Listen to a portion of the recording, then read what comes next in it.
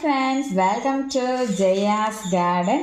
இப்போ ஒரு recipe video தாங்க. அந்த ரெசிபிக்குள்ளே போகிறதுக்கு முன்னாடி ஜெயாஸ் கார்டன் சேனலை சப்ஸ்கிரைப் பண்ணல அப்படின்னா சப்ஸ்கிரைப் பண்ணிக்கோங்க. அப்படியே பக்கத்தில் இருக்கக்கூடிய பெல் ஐக்கானை ஆல் ஆப்ஷன் போட்டு வச்சுக்கோங்க. இப்போல்லாம் வந்து குழந்தைகள்னால் நான் பெரியவங்களாக இருக்கப்போ நான் அந்த மாதிரி சொல்கிறேன். இப்போ உள்ள குழந்தைங்கள்லாம் அவங்களுடைய ஃபுட்டுலாம் வந்து சரியாக எடுத்துக்காததுனால குழந்தை பிறந்ததுக்கப்புறம் தாய்ப்பால் அப்படிங்கிறது 1 மாதம் 2 மாதத்துலேயே அவங்களுக்கு வற்றி போயிடுதுங்க. பட் முன்னாடி காலத்துலலாம் 2 வயசானாலும் அவங்களுக்கு நல்ல தாய்ப்பால் வரும். பட் இப்போ உள்ள குழந்தைங்களுக்கு அந்த மாதிரி எல்லோரும் பாருங்கள், டாக்டர்ஸ் கிட்ட போய் தாய்ப்பால் வந்து வற்றிடுச்சு, என்ன கொடுக்கலாம் குழந்தைங்களுக்குன்னு கேட்க ஆரம்பிச்சிட்டாங்க. ஸோ அந்த மாதிரி உள்ளவங்களுக்காக நான் இன்றைக்கி ஒரு ரெசிபி செஞ்சு காமிக்க போகிறேன். இதுக்கு பேர் வந்து எங்கள் ஊரில் வந்து கருத்த குழம்பு அப்படின்னு சொல்லி, நாகர்கோவில் சைடில் கருத்த குழம்பு அப்படின்னு சொல்லி சொல்லுவோம். குழந்தை பிறந்து ஒரு டெய்லியுமே வந்து ஃபீட் பண்ணிகிட்ருக்கிற நாட்களில் இது தாங்க எங்களுக்கு டெய்லி கொடுப்பாங்க. அதுக்கு வந்து பாருங்களேன், 2 ஸ்பூன் வந்து சோம்பு 2 ஸ்பூன் வந்து நாட்டு மல்லி எடுத்திருக்கேங்க, விதை தான் எடுத்துக்கணும். அப்புறமா வந்து 1 ஸ்பூன் சீரகம், 1/4 ஸ்பூன் வெந்தயம், ஒரு ஸ்பூன் 1/2 ஸ்பூன் கிட்ட இது என்னது டக்குன்னு வாயில் வரமாட்டேன்னு சொல்லிடுச்சு, இதுங்க ஓமம்ங்க. அப்புறம் கடுகு ஒரு ஸ்பூனுங்க, சுக்கு நல்ல ஒரு பெரிய துண்டாக நல்ல ஒரு பெருசாகவே எடுத்து உடச்சி போட்டிருக்கேன், பெரிய துண்டை எடுத்துக்கோங்க. அதுக்கப்புறமா வந்து ஒரு 10 பல் பூண்டு எடுத்துக்கோங்க, கை நிறைய கருவேப்பிலை எடுத்துக்கோங்க. இதோட வந்து மஞ்சள் கிழங்கு வந்து போடணுங்க. பட் மஞ்சள் கிழங்கு இல்லாததுனால நம்ம வீட்டில் அறுவடை பண்ண கிழங்குனுடைய பொடி தான். ஸோ அதனால் மஞ்சள் பொடி, அதுபோக மிளகுமே வந்து மிளகாய் தான் எடுத்துக்கணும். பட் நம்ம வீட்டில் இப்போ மாத கடைசி ஆயிடுச்சு, இது 2ம் காலி ஆயிடுச்சு. பொடி ஐட்டம் தான் இருக்குது, இதுவுமே நானே ரெடி பண்ணது தான். ஸோ மிளகு, மஞ்சள் இது எல்லாத்தையும் நம்ம வந்து நல்லா ரோஸ்ட் பண்ணணும். ஸ்டவ் ஆன் பண்ணிவிட்டு ஒரு இரும்பு கடாய் வச்சுருக்கேன். அதுக்கப்புறமா கொஞ்சமாக புளி, இந்த அளவுக்கு புளி ரொம்ப கம்மியாக எடுத்தால் போதும், சரிங்களா? எல்லாத்தையும் போட்டு நல்லா ட்ரை ரோஸ்ட் பண்ணணுங்க. எல்லாத்தையுமே ஒன்றாவே நம்ம போட்டுக்கலாம். பொடி ஐட்டம் மட்டும் வந்து நம்ம என்ன பண்ணலாம் அப்படின்னா கடைசியாக அந்த ஹீட்டில் போட்டு எடுத்துக்கலாம், இல்லைன்னா கரிஞ்சு போயிடும், சரிங்களா? இது நல்லா வந்து சிம்மிலேயே வச்சு ட்ரை ரோஸ்ட் பண்ணி ஒரு மணம் வரும், அந்த ஓமம் எல்லாத்தோட மணமும் வரும். அதுக்கப்புறமா நம்ம கருப்பு கலரில் தான் இருக்குமா இது, அதனால் கருத்த குழம்பு சொல்லுவாங்க. இதில் நிறைய பூண்டு போட்டு கொடுத்துட்டு சாதம் வந்து ஒரு கை அளவுக்கு ஒரு கரண்டி தான் வைப்பாங்க. குழம்பு பார்த்திங்கன்னா நல்ல ஒரு 2 கரண்டி 3 கரண்டி வச்சுட்டு குழம்பு நிறைய வச்சு பசஞ்சு பூண்டோடு சேர்த்து வெறும் குழம்பை அந்த சாதத்தில் ஒரு 2 பேருக்கு சாதம் தான் அப்படியே கொஞ்சம் கொஞ்சமாக பரட்டி சாப்பிட சொல்லுவாங்க. சாப்பிட்டு 1 ஹவர்லலாம் பால் வந்து கட்ட ஆரம்பிச்சிருவாங்க. அந்த அளவுக்கு வந்து தாய்ப்பால் சுரக்கும். இதில் வந்து நீங்கள் பூண்டு வந்து பிடிக்கலை அப்படின்னாக்க மீன் சாப்பிட்றவங்களா இருந்தீங்க அப்படின்னா சுறா மீன் அதெல்லாம் எந்த வெரைட்டினாலும் சரி, பால் சுறா, பிள்ளை சுறா, இந்த மாதிரி எது வேணாலும் போடலாம். அந்த கருத்த குழம்புல மீன் போடும்போது ஒரே ஒரு சின்ன டிப்ஸ் சொல்லிடுறேன். மீனை நல்லா வாஷ் பண்ணதுக்கப்புறமா கொஞ்சோண்டு முங்குற அளவுக்கு மீனில் கொஞ்சம் மஞ்சள் பொடியும் உப்பும் போட்டு வேக வச்சு 2 பக்கம் பரட்டி போட்டு வேக வச்சு தனியாக எடுத்து வச்சுட்டு இந்த கருத்த குழம்பு வச்சு கொதிச்சதுக்கப்புறமா இந்த மீனை தூக்கி அதில் போடணும். செம்ம டேஸ்ட்டாக இருக்கும். நிறைய வச்சு 3 நேரம் சாப்பிட்டீங்கன்னு வச்சுக்கோங்களேன், பிள்ளைக்கு பால் தட்டுப்பாடே இல்லாமல் நல்லா நீங்கள் கொடுக்கலாம். ஆம்பளை பிள்ளைங்களுக்கு கூட நீங்கள் வந்து வெளியில் டப்பா வாங்கி மாவு டப்பாலாம் கொடுக்க வேண்டிய அவசியம் இல்லாமல் தாய்ப்பால் நல்லாவே இருக்கும். இப்போ நான் வறுத்து எடுத்துட்டேங்க. அதுக்கு மேலேயே வந்து அந்த ஹீட்டில் நான் வந்து மிளகு பொடியும் மஞ்சள் பொடியும் போட்டிருக்கேன். 2மே நல்லா அதிகமாக தான் போடணும். நல்லா ஃபுல் ஸ்பூன் 1 ஸ்பூன் டேபிள் ஸ்பூனுக்கு போட்டிருக்கேன். ஏன்னா இதெல்லாம் வந்து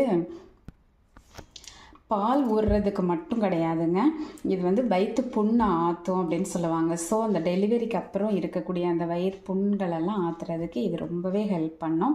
இதில் இருக்கக்கூடிய அந்த ஜாமான்லாம் பார்த்திங்கன்னா நம்ம டெய்லி யூஸுக்கெல்லாம் எப்போயாவது தான் சுக்கு கடுகெல்லாம் என்றைக்குங்க வெந்தயம்லாம் எப்போயாவது தான் யூஸ் பண்ணுறோம், நிறைய யூஸ் பண்ண மாட்டோம். ஸோ இது வந்து டெய்லி இப்போ அந்த என்ன சொல்கிறது, அஞ்சரை பெட்டியில் உள்ள எல்லாமே காலியாகிடும். அந்த அளவுக்கு வச்சு கொடுப்பாங்க. இதில் நிறைய நல்லெண்ணெய் விட்டு செய்யணும். இப்போ இதை ஆறுனதுக்கப்புறமா அரைக்கணும். எப்படி அரைக்கணும் அப்படின்னாக்க, ஒரு கிராமத்தில் எங்கள் ஊரில் ஒரு வேர்டு சொல்லுவாங்க, வெண்ணெய் மாதிரி அரைக்கணும். வெண்ணெய் எவ்வளோ வலுவலுன்னு இருக்கணும், அந்த அளவுக்கு மையாக அரைக்கணுங்க. அதுக்கப்புறம் நல்லெண்ணெயில் போட்டு இதை அப்படியே பரட்டி எடுத்து அதுக்கப்புறமா தான் செய்ய ஆரம்பிக்கணும். நான் பூண்டெல்லாம் உரிச்சிட்டு வந்துடுறேன், இது அதுக்குள்ளே ஆறட்டும். நல்லா ரொம்ப நேரம் அரைக்கணும். இப்போ இன்னும் அரைச்சதுக்கப்புறம் கடைசியாக நான் ஒரு 75% அரைச்சப்பறம் கல் உப்பு போட்டுக்கிட்டேன். அம்மியில் அரைச்சிங்கன்னா இன்னும் செம்ம டேஸ்ட்டாக இருக்கும். முடிகிறவங்க கிராமத்தில் இருக்கவங்க அம்மியில் அரைச்சி கொடுங்க. இல்லைன்னா நம்ம வந்து மிக்சியில் தான் அரைச்சாகணும். அரைச்சி எடுத்துகிட்டு வந்துட்டேங்க. மையாக அரைக்கணும். நல்லா ஒரு 10-15 நிமிஷம் அப்படியே விட்டு விட்டு விட்டு அரைக்கணும். நம்ம தொடர்ந்து அரைச்சிட்டே இருந்தோம் அப்படின்னாக்கா ஹீட் ஆகிடும், டேஸ்ட்டு மாறும். ஸோ அதனால் கொஞ்சம் கேப் விட்டு அரைச்சி எடுத்துகிட்டு வந்துட்டேன். கரெக்டான அளவில் நான் சொன்ன மாதிரி செஞ்சிங்க அப்படின்னா ரொம்ப அற்புதமாக இருக்கும். மற்ற பொருளெல்லாம் கூட கொஞ்சம் கூட குறைய போட்டுட்டிங்கன்னா எதுவும் ஆகாது. வெந்தயம் நான் சொன்ன அளவு போடாமல் அதிகமாக கொஞ்சம் போட்டாலும் கசப்பு வரும் குழம்புல. நிறைய குழம்பு சாப்பிட முடியாது. அடுத்தது ஓமம், அதுவுமே நான் சொன்ன அளவில் கரெக்டாக போடுங்க. அது கொஞ்சம் அதிகமாச்சு அப்படின்னாக்கா கொஞ்சம் ஒரு கடுப்பு தன்மையோடு இருக்கும். விறுவிறுன்னு நாக்கு பிடிக்குமா, நிறைய சாப்பிட முடியாது. இதோட பர்பஸே நிறைய சாப்பிடணும் இந்த குழம்பு அப்படிங்கிறது தான். ஸோ ஒரு மண் பாத்திரம் வச்சாச்சு. செக்கு நல்லெண்ணெய் விட்டுக்கோங்க. சுத்தமான நல்லெண்ணெய் கொஞ்சம் அதிகமாகவே விட்டுக்கோங்க. இதுக்கு கடையெல்லாம் போட்டு தாளிக்க போகிறதில்ல. நல்லா ஆயில் ஹீட் ஆன உடனே பாருங்கள் எவ்வளோ பூண்டு. இன்னும் அதிகமாக பூண்டு போடனாலும் நீங்கள் போட்டுக்கலாம். நான் 4 பெரிய பூண்டு வந்து உரித்து வச்சுருக்கேன். ஒவ்வொரு வாய்க்கு பூண்டு வச்சு சாப்பிடணும். அடிக்கடி அந்த குழந்தை பெற்ற தாய்மார்கள் கொஞ்சம் கொஞ்சமாக சாதம் சாப்பிட்டுட்டே இருக்க இந்த குழம்பு சாப்பிட பால் வரும். சரி, நீங்கள் எதுக்கு இதை செய்கிறீங்க அப்படின்னு கேட்கலாம். எங்கள் வீட்டில் வாரத்தில் ஒரு நாள் இது கண்டிப்பாக இருக்கும். இது வந்து குழந்தை பெற்ற தாய்மார்கள் மட்டும்தான் சாப்பிடணுமானா கண்டிப்பாக இல்லைங்க. எல்லாருமே வாரத்தில் ஒரு நாள் எடுத்துக்கும் போது இதில் இருக்கக்கூடிய அந்த எல்லா பொருட்களும் மருத்துவ குணம் வாய்ந்தது. சளி தொந்தரவு, அப்புறம் நோய் எதிர்ப்பு சக்தி அதிகப்படுத்தும், சளி தொந்தரவு இல்லாமல் பார்த்துக்கும். அப்படி அந்த என்ன சொல்கிறது, நாசியிலேருந்து அப்படி வயிறு வரைக்கும் ஒரு க்ளீனாக இருக்கிற மாதிரி நமக்கே ஃபீல் ஆகும். அந்த ஒரு மூச்சு காற்றுல அவ்வளோ ஃபீல் வந்து நல்ல ஒரு ஃபீல் கிடைக்கும். மோஷன் நல்லா போகும். நிறைய சில பேருக்கு எப்போவுமே பாடி வெயிட்டாக இருக்க மாதிரியே ஒரு ஃபீல் இருக்கும். பாடியை லேஸ் ஆகுங்க. இப்படி நிறைய பெனிஃபிட்ஸ் இதில் இருக்கிறனால நீங்கள் எல்லாருமே இதை சாப்பிட்டுக்கலாம். சரிங்களா? நல்ல ஒரு கோல்டன் ப்ரௌன், கிட்டத்தட்ட ஒரு 75% வந்து பாயில் ஆகிடுச்சு நம்ம பூண்டு. இப்போ வந்து இந்த மசாலாவை இந்த எண்ணெயிலேயே போட்டுக்கலாம்.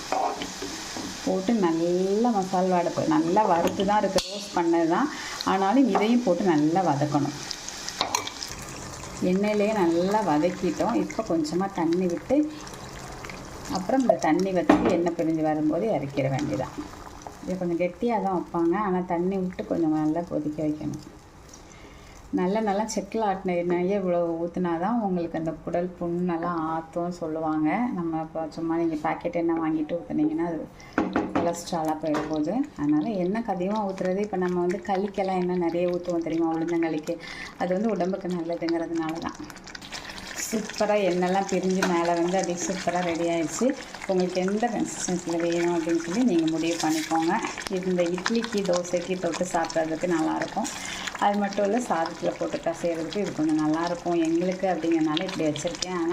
ஆனால் குழந்தை பத்தப்பெல்லாம் பார்த்திங்கன்னா இப்படி இருந்ததுன்னா குறைய சாப்பிடுவோம் அப்படின்னு சொல்லிட்டு அப்படி துவையல் மாதிரி தான் ரெடி பண்ணி கொடுப்பாங்க.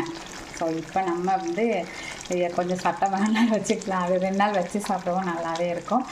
ஓகே ஃப்ரெண்ட்ஸ், நீங்கள் வந்து டெய்லி எல்லாருமே சாப்பிடுங்க. குழந்தை பெற்றவங்களாக இருந்தாக்க டெய்லி வச்சு கொடுங்க. ஒரு நாள் மீன், ஒரு நாள் பூண்டு அப்படின்னு மாற்றி வச்சு கொடுங்க.